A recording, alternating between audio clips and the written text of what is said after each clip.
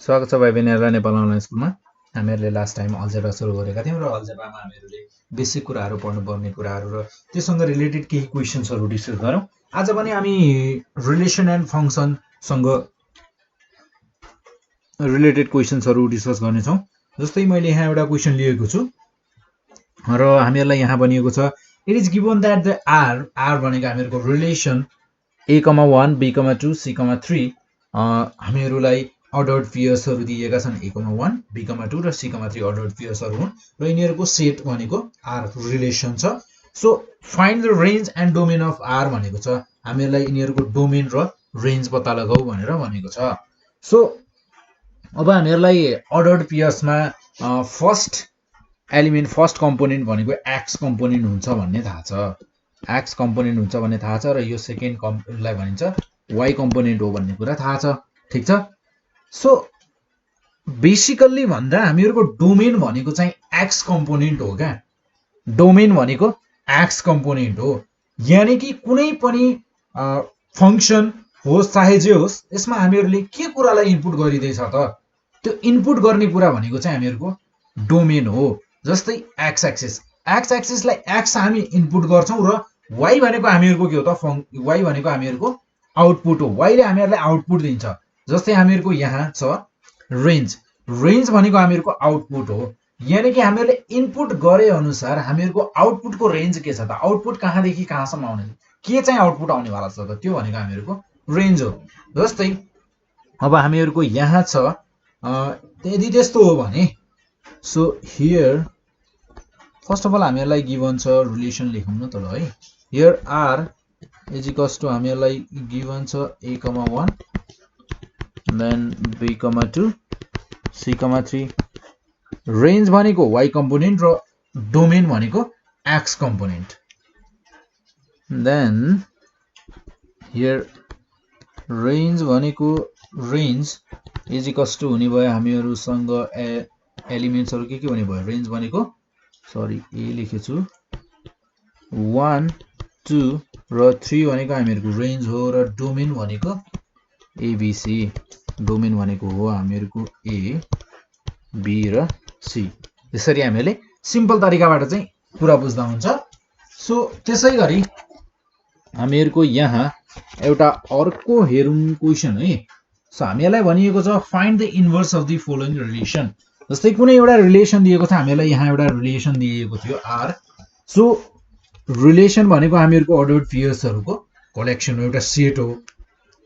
Then हामीहरुको यहाँ भनिएको छ है फाइन्ड द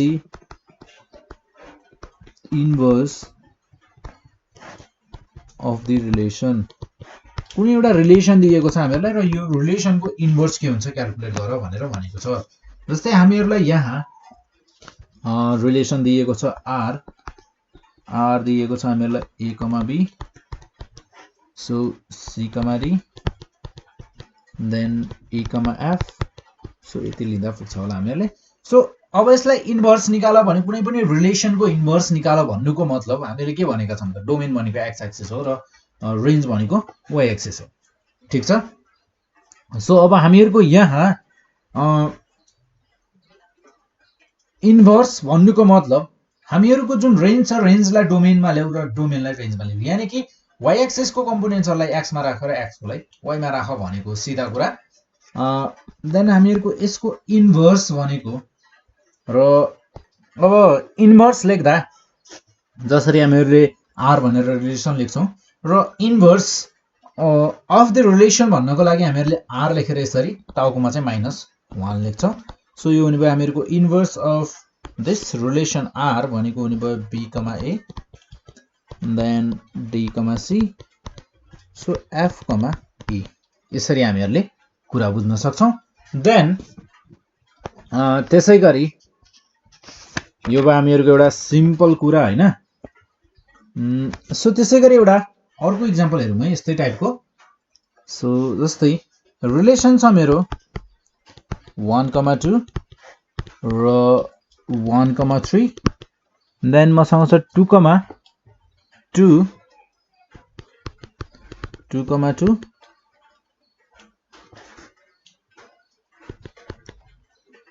2, 3 सो यो भयो हामीहरुको रिलेसन र त्यसैगरी 3,2 ल यो भयो हामीहरुको रिलेसन हैन। सो अब यसको इन्भर्स हामीहरुलाई निकाल्नु पर्यो भने सिम्पली हामी के गर्छौं त r इन्भर्स लेखेर 2,1 3,1 र त्यसैगरी 2,2 3,2 र 2,3 लेख्छौं। सो यो भयो हामीहरुको सिम्पल कुरा इन्भर्स को लागि। देन हामीहरुलाई भनिएको छ यहाँ इफ अ फंक्शन f हामीहरुलाई दिएको छ फंक्शन दिएको छ जस्तै अब फंक्शन छ हामीहरुको if a function f is equals to हामीहरुसँग छ 1,2 then 3,3 so 3,4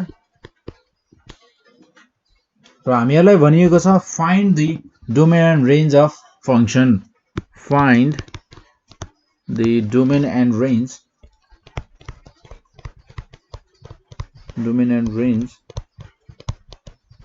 of the function। यो फंक्शन को डोमेन र रेंज के छन् क्याल्कुलेट गर भनेको छ। सो सिम्पल यसमा पनि हामीहरुको डोमेन भनेको x कम्पोनेन्ट र रेंज भनेको y कम्पोनेन्ट। सो यो हुने भयो हामीहरुको 1 2 3 भनेको हामीहरुको हुने भयो डोमेन र त्यसैगरी रेंज भनेको हुने भयो हामीहरुको 2 3 र 4 2 3 र 4 भनेको हामीहरुको रेंज भयो सिम्पल। सो त्यसैगरी जस्तै हामीहरुलाई भनिएको छ if the range of the function यस्तो भन्यो भने के गर्ने ल है। जस्तै हामीहरुलाई यहाँ भनिएको छ if the range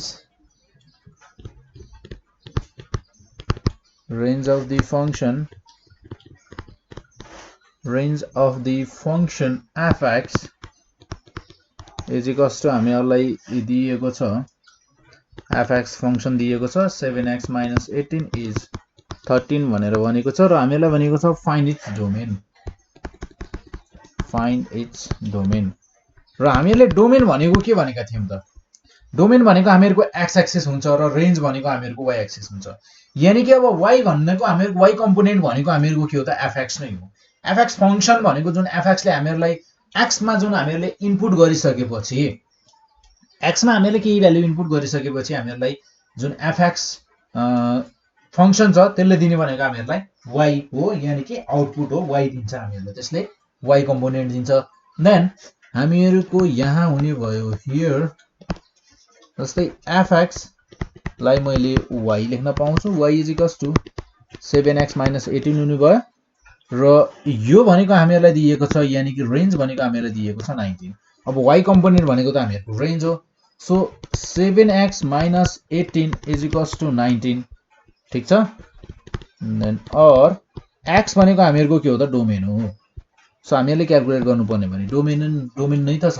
so 19 range छ भने 19 को डोमेन के हुन्छ त्यही क्याल्कुलेट गर्नुपर्ने छ। सो यो हुने भयो हामीहरुको 19 plus 18 देन 19 plus 18 भनेको कति हुने भयो so 7x is equals to 16 plus 17 7 1 carry 37 so यो हुने भयो हामीहरुको 37/7 x is equals to 37/7 भनेको हामीहरुको रेंज डोमेन हो। जस्तै अब हामीहरुलाई यहाँ 19 होइन यहाँ यो हामीहरुको 13 है। सो यो हामीहरुको 13 देन यदि यो 13 हो भने सो 13 plus 18 भनेको यो हुने भयो हामीहरुको 8 9 10 11 1 सो 3 31/7 31/7 भनेको हामीहरुको डोमेन हो। र डोमेन के को लागि हामीहरुको 13 भनेको हामीहरुको रेंज हो र 13 को डोमेन भनेको हामीहरुको हुन जान्छ 31/7 डोमेन रेंज भनेको त हामीहरुको 13 हो। यानी कि 31/7 को रेंज भनेको हामीहरुको हुने भयो 13। सो त्यसैगरी यसरी हामीले क्याल्कुलेट गर्न सक्छौं सिम्पल टाइपको क्वेशन्सहरु हो यो भनेको। देन त्यसैगरी हामीहरुको एउटा अर्को क्वेशन हेरौं यहाँ। जस्तै हामीहरुलाई भनिएको छ भनेको छ what element in the domain has image 7 under the function fx this. So हामीहरुलाई इमेजको कुरा गरेको छ र इमेज भन्नु र हामीहरुको कोडोमेन रेन्ज भन्नु कुरा एउटै हो. सो त्यसमा हामीहरुको केही डिफरेन्सहरु छन्. जस्तै अब हामीहरुको रेन्ज भनेको रेन्जमा हामीहरुको के हुन्छ भने डोमेनको सबै एलिमेन्ट्सहरु रेन्ज भनेको कुनै न कुनै एलिमेन्ट चाहिँ कुनै न कुनैसँग कनेक्टेड हुन्छ. तर कोडोमेन भनेको चाहिँ सबै एलिमेन्ट्सहरु पर्छन्. रेन्जमा भएको जस्तै हामीहरुको y एक्सिसमा भएको y कम्पोनेन्टमा पर्ने सबै एलिमेन्टहरु भरे तर कुनै एलिमेन्ट चाहिँ कनेक्टेड नहुन पनि सक्छ हैन. सो त्यसैगरी इमेज र प्री इमेजको कुरा आउँछ. सो इमेज भनेको हामीहरुको जस्तै x मैले एज अ इनपुट दिए भने मैले y एज अ आउटपुट पाए र y लाई मैले इमेज भने. सो यो भयो हामीहरुको इमेज र प्री इमेजको कुरा. Then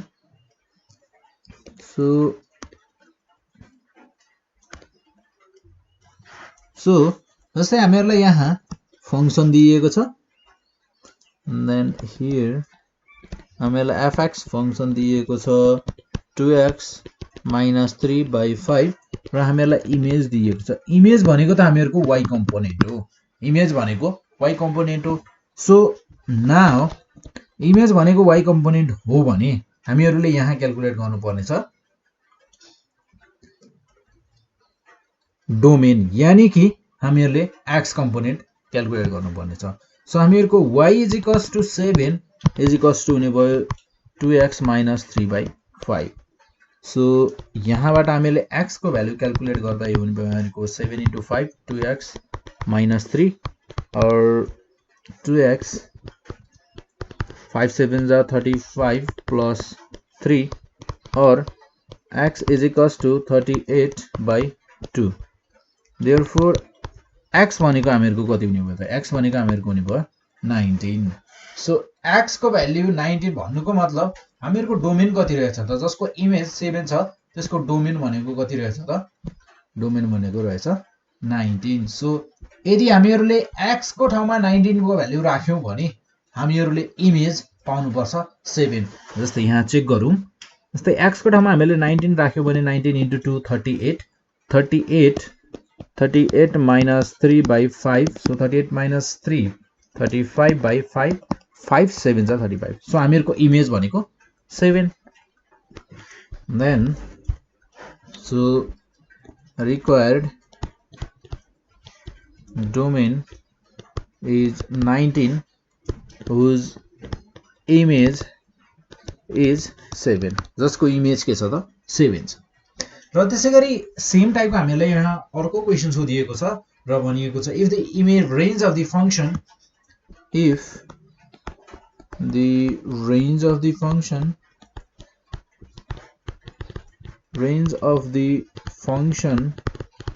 fx is equals to 3x plus 8 is 2 fx is equals to 3x plus 8 is 2 then find its domain भनेको छ. find its domain भनेर भनिएको छ. find its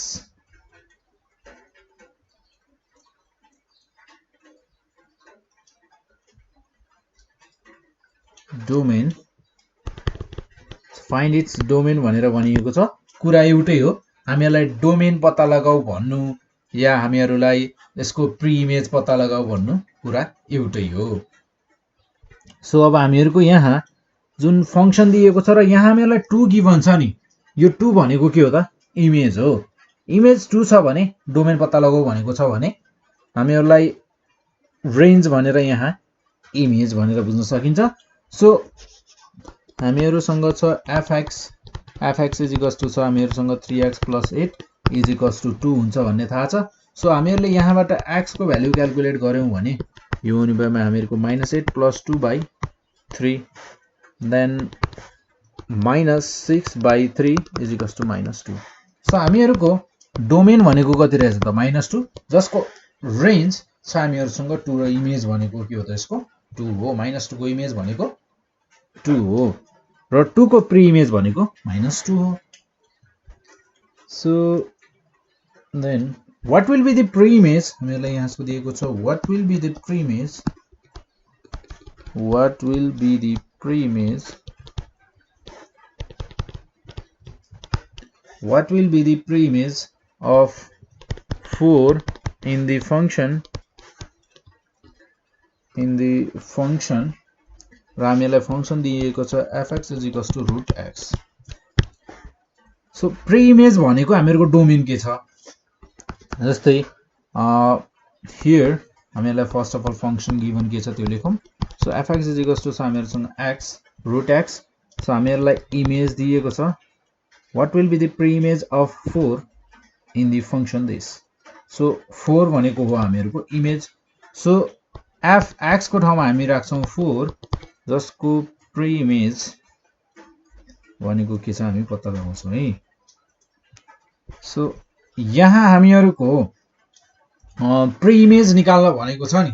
अब प्रिइमेज भनेको हामीहरुले यदि यसमा रुट x मा हामीहरुले 4 राख्यौं भने यसले हामीहरुलाई दिन्छ के दिन्छ त यसले हामीहरुलाई y को भ्यालु दिन्छ. यानी कि यसले हामीहरुलाई इमेज दिन्छ प्रिइमेज दिदैन. सो प्रिइमेज क्याल्कुलेट गर्नको लागि के हुनु पर्यो त रुट x भनेको हामीहरुको 4 हुने भयो. स्क्वायरिङ अन बोथ साइड गर्छौं. देन हामीहरुको स्क्वायरिङ अन बोथ साइड गर्दा x इज इक्वल्स टु आउँछ हामीहरुको 16. यानी कि हामीहरुको 4 को प्रिइमेज भनेको हामीहरुको हुन जान्छ 16. त्यसैगरी एउटा अर्को क्वेशन हेरौं हामीहरुको यहाँ.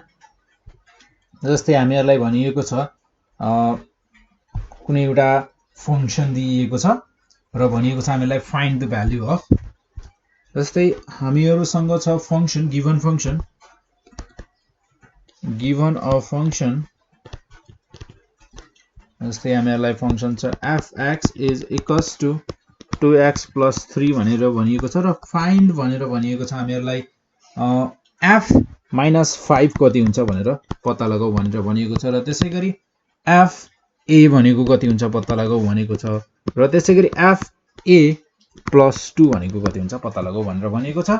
देन हामीहरुलाई अब यहाँ f minus 5a र a plus 2 पत्ता लगाऊ भन्नुको मतलब हामीहरुलाई यो गिवन फंक्शनमा तपाईहरुले x को ठाउँमा यदि -5 राख्नु भयो भने तपाईहरुको यो फंक्शनले भ्यालु के दिन्छ त तपाईहरुको फंक्शनले आउटपुट के दिन्छ त तपाईहरुको मेसिन भन्यो फंक्शन भनेको मेसिन हो. जस्तै तपाईहरुको मेसिनमा तपाईहरुले केही इनपुट राख्नु भयो भने केही आउटपुट पाउनुहुन्छ. र त्यसैगरी तपाईहरुको यस मेसिनमा fx = 2x + 3 को मेसिनमा -5 राख्नु भयो भने कति आउँछ त चेक गर्नुस् फाइन्ड पत्ता लगाउनुस् भनेर भनेको छ. सो हियर fx = छ हामीहरुसँग 2x + 3. then when x is equals to -5 f minus 5 is equals to 2 into -5 plus 3 minus 10 plus 3 यो भनेको नि हामीहरुको -8. र त्यसैगरी यदि मैले a राखे भने के होला अब मैले कुनै भ्यालु राख्न पाउँछु भने कुनै भेरिएबल पनि त राख्न पाउने भए. सो 2x को ठाउँमा a राख्छौं प्लस 3 सो यो भयो हामीहरुको. देन त्यसैगरी x को ठाउँमा यदि हामीहरुले a + 2 राख्यौं भने के हुन्छ त so 2 a + 2 a + 3 then multiply गरेर खोल्दिम ब्र्याकेट. सो यो हुने भयो हामीहरुको 2a + 4 + 3 देन 2a + 7 2a + 7 हुने रहेछ. यदि हामीहरुले मेसिनमा a + 2 दियौं भने त्यसले हामीलाई आउटपुटको रूपमा 2a + 7 दिने रहेछ.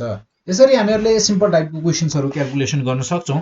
र नेक्स्ट टाइम भने हामी अझै यस्तै टाइपको क्वेशन्सहरु डिस्कस गर्ने छौं.